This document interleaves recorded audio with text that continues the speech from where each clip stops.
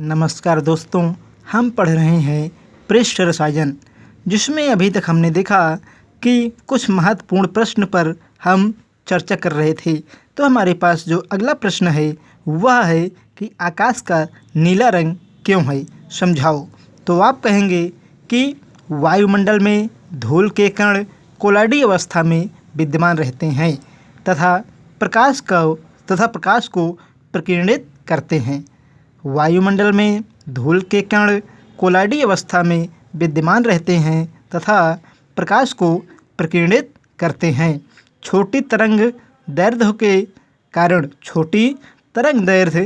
के कारण नीले रंग का या नीले प्रकाश की प्रकीर्णन सर्वाधिक होती है।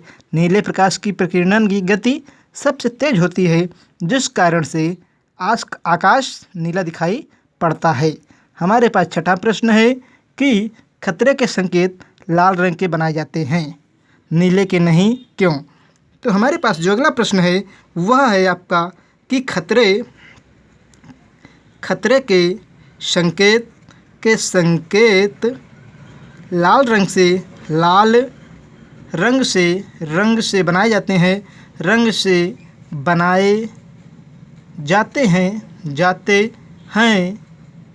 नीले से नहीं। तो आइए हम इसे भी देखते हैं। आप कहेंगे कि नीले रंग के प्रकाश का प्रकीर्णन अधिक होने के कारण खतरे का स्थल फैला हुआ प्रतीत होगा, जबकि लाल रंग के प्रकाश का प्रकीर्णन कम होता है। अतः इसके द्वारा जो हम सिंबल या जो चिन्ह बनाएंगे या संकेत बनाएंगे वह स्पष्ट रूप से या खतरे का स्थान स्पष्ट रूप से नज़र आता है। इसी कारण खतरे के संकेत लाल रंग से बनाए जाते हैं। पुनः ध्यान दें, नीले रंग के प्रकाश का प्रकीर्णन अधिक होने के कारण खतरे का स्थल फैला हुआ प्रतीत होता है, जबकि लाल रंग के प्रकाश का प्रकीर्णन कम होता है। अतः खतरे का जो स्थल होता है वह दूर से भी स्पष्ट नज़र आता है। इसी कारण खतरे के संकेत लाल रंग से बनाए जाते हैं। तो हमने ये देखा। अब हम आगे पढ़ेंगे और अगला हम देखेंगे कि महत्वपूर्ण प्रश्न क्या है। अगला हमारे पास जो महत्वपूर्ण प्रश्न है वह है कि बहते हुए रक्त पर फिटकरी लगाने से उसका बहाव रुक जाता है, क्यों। क्या प्रश्न है? प्रश्न है बहते हुए रक्त पर फिटकरी लगाने से उसका रक्तस्राव बंद हो जाता है, क्यों, ये बताना है। अर्थात आप कहेंगे, प्रश्न हमारा यह है कि बहते हुए खून में या रक्त में जब फिटकरी को हम लगा देते हैं तो खून का बहना बंद हो जाता है, क्यों। देखिए, रक्त एक कोलाइडी विलयन है तथा फिटकरी एक लवण है। फिटकरी लगाने पर क्या होता है? फिटकरी लगाने पर रक्त का स्कंदन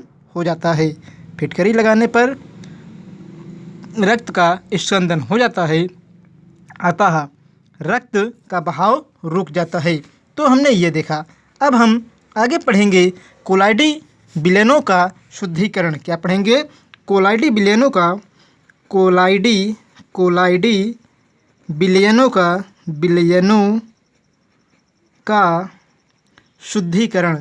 शुद्धिकरण ये हम पढ़ेंगे। तो आइए हम पढ़ते हैं कोलाइडी विलयनों का शुद्धिकरण, जिसमें पहला है आपका, हम पढ़ेंगे पहला अपोहन, लेकिन उसके पहले कुछ छोटे छोटे तथ्यों को जान लेते हैं। तो देखिए, वे अशुद्धियाँ जिनको कोलाइडी विलयन से छान कर अलग कर लेते हैं या किया जा सकता है, ये अशुद्धियाँ फिल्टर पेपर या अन्य प्रकार से अलग हो जाती हैं, लेकिन जिन अशुद्धियों को हम नहीं छान पाते हैं उनके लिए हम कुछ विशेष प्रक्रम का प्रयोग करते हैं। तो आइए हम देखते हैं कि कोलाइडी विलयनों का शुद्धिकरण कैसे करते हैं, जिसमें पहला हमारे पास है अबिलेय अशुद्धियाँ। क्या है? पहला है अबिलेय अशुद्धियाँ। तो आप कहेंगे कि वे अशुद्धियाँ जिनको कोलाइडी विलयन से छानकर अलग किया जा सकता है। वे अशुद्धियाँ जिनको कोलाइडी विलयन से छानकर अलग किया जा सकता है, ये अशुद्धियाँ प्रायः फिल्टर पेपर या छन्नक पेपर आदि के द्वारा अलग हो जाती हैं, कोलाइडी विलयन से अलग हो जाती हैं जब और कोलाइडी विलयन शुद्ध हो जाता है। हमने ये देखा पहला अबिलेय अशुद्धियाँ। आप कहेंगे ये अशुद्धियाँ फिल्टर पेपर द्वारा अथवा छन्नक पेपर द्वारा छान ली जाती हैं या कोलाइडी विलयन से अलग कर ली जाती हैं और हमारा कोलाइडी विलयन शुद्ध हो जाता है। दूसरा हमारे पास है विलेयशील अशुद्धियाँ। क्या है? दूसरा है आपका विलेयशील अशुद्धियाँ। तो विलेयशील अशुद्धियाँ क्या हैं, आइए हम देखते हैं। आप कहेंगे कोलाइडी विलयन में विलेयशील अशुद्धियों के रूप में प्रायः विद्युत अपघट्य होते हैं। कोलाइडी विलयन में विलेयशील अशुद्धियों के रूप में प्रायः या मुख्यतः विद्युत अपघट्य होते हैं। कोलाइडी विलयन के अस्थायित्व के लिए विद्युत अपघट्य की सूक्ष्म मात्रा की आवश्यकता होती है। किंतु यदि साल में अधिक विद्युत अपघट्य की मात्रा मिलाई जाती है तो साल का स्कंदन हो जाता है। तो हमने ये देखा। आप कहेंगे अतः कोलाइडी विलयन की अशुद्धियों को दूर करने के लिए निम्न विधियाँ उपयोग में लाई जाती हैं, जिसमें से पहला है आपका अपोहन। अब आप कहेंगे अपोहन क्या है? देखिए, यह विधि इस तथ्य पर आधारित है कि उचित चर्मपत्र झिल्ली से होने वाले विसरण में अशुद्धि तथा कोलाइडी कणों की विसरण दर अलग अलग होती है। पुनः ध्यान दें, यह विधि इस तथ्य पर आधारित है कि उचित चर्मपत्र झिल्ली से होने वाले विसरण में अशुद्धि तथा कोलाइडी कणों की विसरण दर अलग अलग होती है। जैसे आप कहेंगे इस विधि में विलेयशील अशुद्धियाँ जैसे शर्करा। क्या हो गया? शर्करा। और उसके बाद है यूरिया। साथ ही साथ अनेक प्रकार के आयंस आदि ये क्या हैं? अबिलेय अशुद्धियाँ हैं। जंतु झिल्ली से आसानी से छनकर अलग हो जाती हैं। ये सब तो क्या होती हैं? जंतु झिल्ली से आसानी से छनकर अलग हो जाती हैं, जबकि कोलाइडी कण में बहुत मंद गति से ये विसरित होती हैं। आप कहेंगे कि हम जो विधि पढ़ रहे हैं अपोहन में हम क्या करते हैं? अपोहन में हम ये प्रक्रम करते हैं कि कोलाइडी विलयन को एक चर्मपत्र झिल्ली में भर लेते हैं। मान लीजिए क्या है? चर्मपत्र झिल्ली है। ये चर्मपत्र झिल्ली है और इसमें क्या भरा गया है? कोलाइडी विलयन ये भरा गया है, विलयन भरा गया है। आपने ये देखा कि इसमें कोलाइडी विलयन भरा गया है। अब आप इसमें कहेंगे कि इस चर्मपत्र झिल्ली को बहते हुए जलधारा के संपर्क में, मान लीजिए नदी के रूप है या कोई ऐसी स्थान ऐसा स्थान है जहाँ से पानी लगातार बह रहा है। तो इस पात्र को हम ला करके यहीं पे रख देंगे और इसमें बारीक बारीक छिद्र होंगे, बारीक बारीक छिद्र होंगे और बीच में हमने क्या भरा है, कोलाइडी विलयन को भरा है। अब इन छिद्रों द्वारा जो कोलाइडी विलयन में अशुद्धियाँ होंगी वो बाहर चली जाएंगी और बहते हुए जल के द्वारा बाहर चली जाएंगी और हमारा कोलाइडी विलयन शुद्ध हो जाएगा। तो हमने ये देखा। आप कहेंगे कि इस प्रकार के पदार्थ को, मतलब जिसके द्वारा यह जो चर्मपत्र झिल्ली है, इसे हम अपोहक कहते हैं। क्या कहते हैं? अपोहक कहते हैं। तो आपने देखा है कि इस विधि में हम क्या करते हैं, एक जंतु झिल्ली या चर्मपत्र झिल्ली लेते हैं, इसमें हम कोलाइडी विलयन को भरते हैं।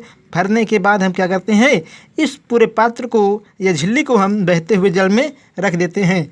कुछ समय बाद क्या होता है, ये पूरा आपका जो गंदगी उसमें क्या नाम की आपके कोलाइडी विलयन में होती है वह जल धारा द्वारा बाहर चली जाती है और जो आपका शुद्ध कोलाइडी विलयन होता है वह चर्मपत्र झिल्ली में एकत्रित हो जाता है। तो हमने ये देखा।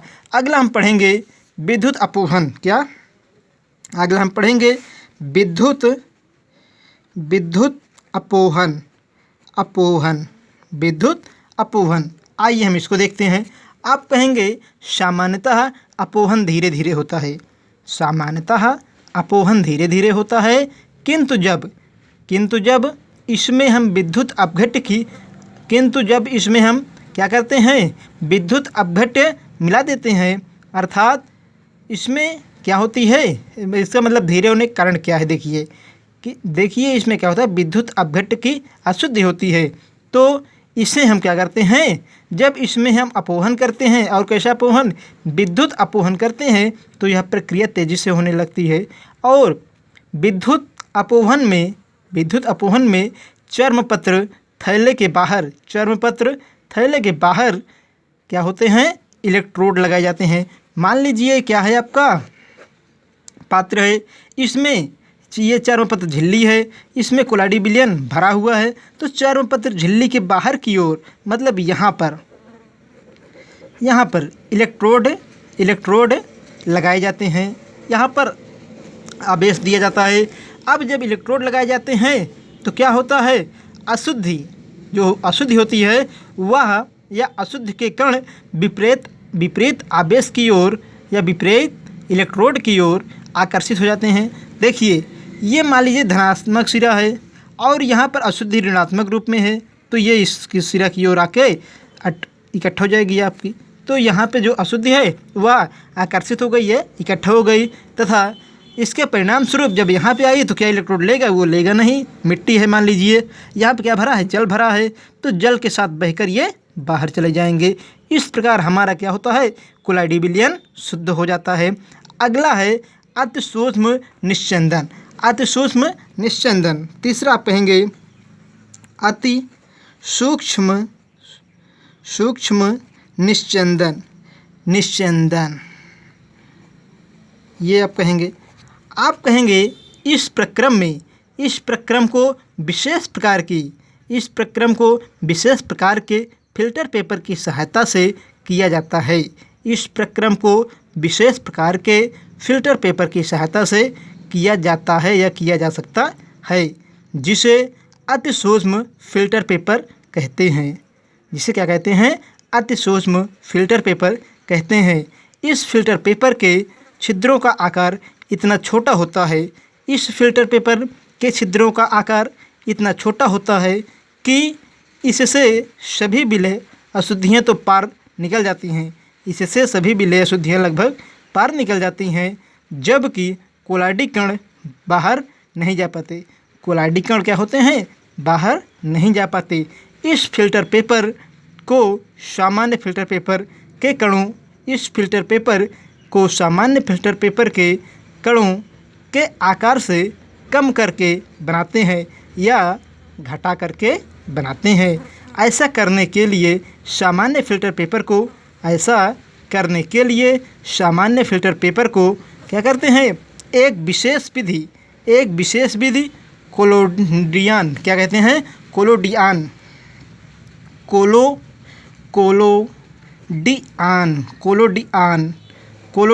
एक विशेष विधि कोलोडियन विलयन, जिसमें एल्कोहल तथा ईथर के मिश्रण होते हैं, जिसमें एल्कोहल तथा ईथर के मिश्रण होते हैं।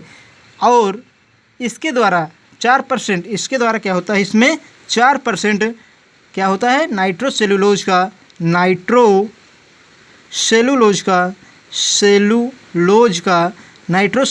का विलयन होता है। तो आप पुनः ध्यान दें, आप कहेंगे अति सूक्ष्म फिल्टर पेपर बनाने के लिए हम सामान्य फिल्टर पेपर को एक विशेष विधि कोलोडियन विलयन, उस विलयन में होगा क्या, होगा आपका एल्कोहल, क्या होगा, एल्कोहल होगा। और साथ ही साथ क्या होगा, इसमें ईथर होगा,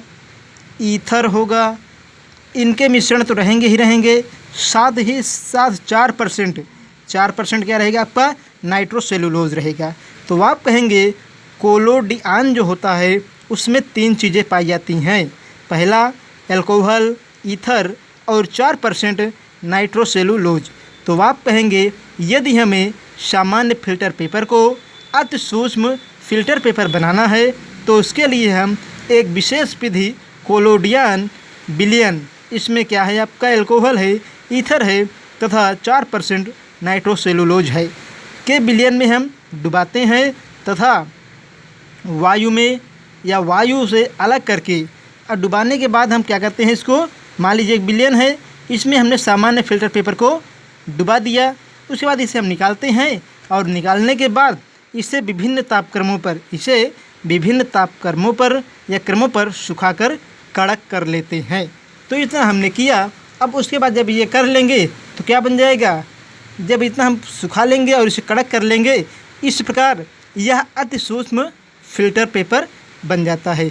इस प्रकार यह अति सूक्ष्म फिल्टर पेपर बन जाता है, जिनके छिद्र का आकार एल्कोहल तथा ईथर के मिश्रण, के संघनन के कारण क्या होता है, उनका जो ज़्यादा मतलब छिद्र होता है, अधिक छिद्र होता है, वह छिद्र कम हो जाता है। इस विधि द्वारा कोलाइडी विलयनों का क्या करते हैं, सांद्रण भी किया जाता है। तो हमने ये देखा। अब हम पढ़ेंगे कोलाइडी निकायों के गुणधर्म। क्या पढ़ेंगे, कोलाइडी निकायों के गुणधर्म, कोलाइडी निकायों। तो अब हम पढ़ेंगे कोलाइडी निकायों के गुणधर्म। तो आइए हम देखते हैं कि कोलाइडी निकाय के क्या गुणधर्म होते हैं। तो इसमें जो पहला गुणधर्म है उसे हम देखते हैं। पहला गुणधर्म क्या है उसे हम देखते हैं। तो पहला है कोलाइडी निकाय के गुणधर्म में भौतिक गुण। क्या है आपका, भौतिक गुण। आप कहेंगे भौतिक गुण में क्या होता है, आकार। कोलाइडी विलयनों का आकार कोलाइडी विलयनों का या कणों का आकार जो होता है, कोलाइडी विलयन के कणों का आकार जो होता है वह 1 नैनोमीटर से 200 नैनोमीटर तक होता है। कितना होता है, 1 नैनोमीटर से 200 नैनोमीटर होता है। आप इतना कह देंगे कि आप पढ़ रहे हैं इस समय कोलाइडी निकायों के गुणधर्म, जिसमें हेडिंग है आपकी भौतिक गुणधर्म। तो आप उसमें पहला पॉइंट देख रहे हैं आकार। क्या देख रहे हैं, पहला पॉइंट आकार।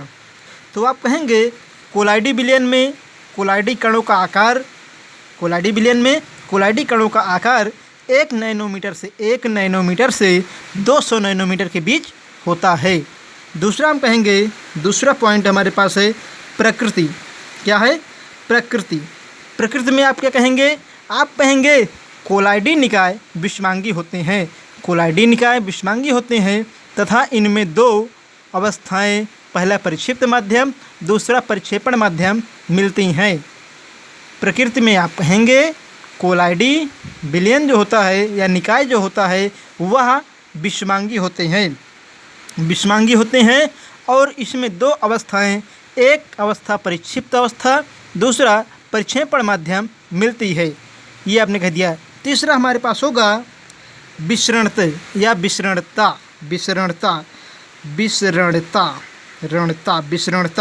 इसमें आप क्या कहेंगे, इसमें आप कहेंगे कि चर्मपत्र झिल्ली से चर्मपत्र झिल्ली से होकर कोलाइडी विलयन, चर्मपत्र झिल्ली से होकर कोलाइडी विलयन के कण मंद गति से विसरित होते हैं, जबकि अन्य प्रक्रमों द्वारा कोलाइडी कण आसानी से और तेजी गति द्वारा विसरित होते हैं। और इसी प्रकार हमने तीसरा गुण को देखा, विसरणता। अगला हमारे पास है चौथा गुणधर्म है। चौथा हमारे पास क्या है? चौथा हमारे पास है यहाँ पर निश्चंदता या निश्चंदता। तो इसमें हम क्या कहेंगे? इसमें हम कहेंगे कोलाइडी विलयन के कण साधारण फिल्टर पेपर से छन जाते हैं।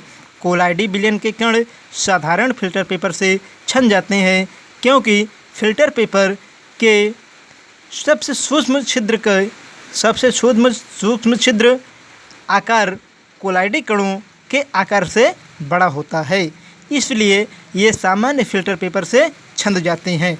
अब अगला हम गुणधर्म जो है उसे देखते हैं। अगला हमारे पास पांचवा गुणधर्म है। क्या है? पांचवा गुणधर्म है गुरुत्व का प्रभाव। गुरुत्व का प्रभाव। आप कहेंगे गुरुत्व बलों के प्रभाव में कोलाइडी कण नीचे नहीं बैठते, ये लगातार गति करते रहते हैं। गुरुत्व बलों के प्रभाव में कोलाइडी कण नीचे नहीं बैठते, क्योंकि ये लगातार गति करते रहते हैं। अब देखिए, कोलाइडी कण अति सूक्ष्म होते हैं और इसमें अपकेंद्र बल बहुत कम लगता है। जब अपकेंद्र बल कम हो जाएगा तो क्या हो जाएगा?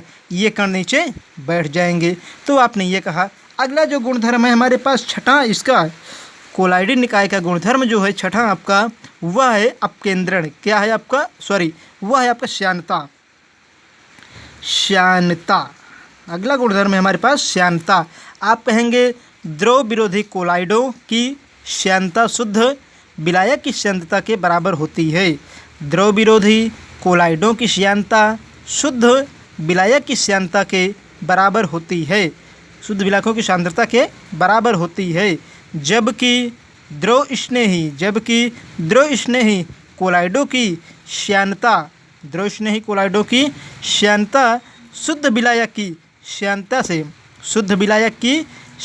से उच्च होती है। तो आप कहेंगे श्यानता में द्रव विरोधी कोलाइडों की श्यानता शुद्ध विलायक की श्यानता के बराबर होती है, जबकि शुद्ध द्रव स्नेही कोलाइड की श्यानता शुद्ध विलायक की श्यानता से उच्च होती है। अगला हमारे पास है सरफेस टेंशन या पृष्ठ तनाव। तो पृष्ठ तनाव। अब देखिए क्या होगा? द्रव विरोधी कोलाइड का पृष्ठ तनाव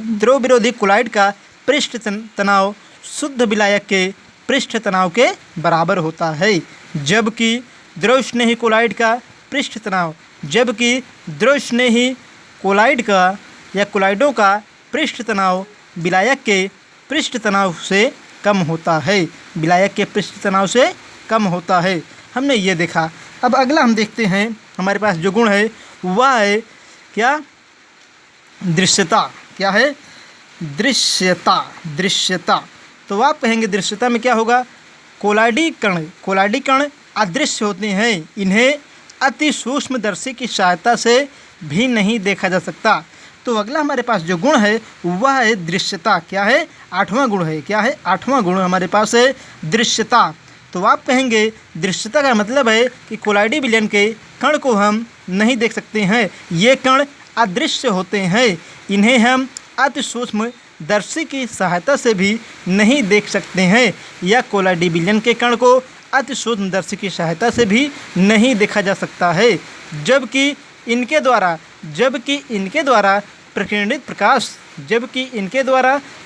प्रकाश के क्षेत्र में दृश्य होते हैं। जब ये प्रकाश को प्रकीर्णित करते हैं तब ये दिखाई देते हैं। तो आप कहेंगे आठवां गुणधर्म था दृश्यता में हमने कहा कि कोलाइडी विलयन के कण अदृश्य होते हैं, इन्हें अति सूक्ष्मदर्शी की सहायता से भी नहीं देखा जा सकता, जबकि इनके द्वारा प्रकीर्णन प्रकाश के क्षेत्र में इन्हें दृश्य रूप में देखा जा सकता है। तो आज हमने कोलाइडी विलयन को बनाने की विधियों के बाद उनके गुणधर्म को पढ़ा। साथ ही साथ हम पढ़ रहे हैं अनेक गुणधर्म को पढ़ा। अब अगले भाग में इसके आगे हम पढ़ेंगे। पढ़ते रहिए। धन्यवाद।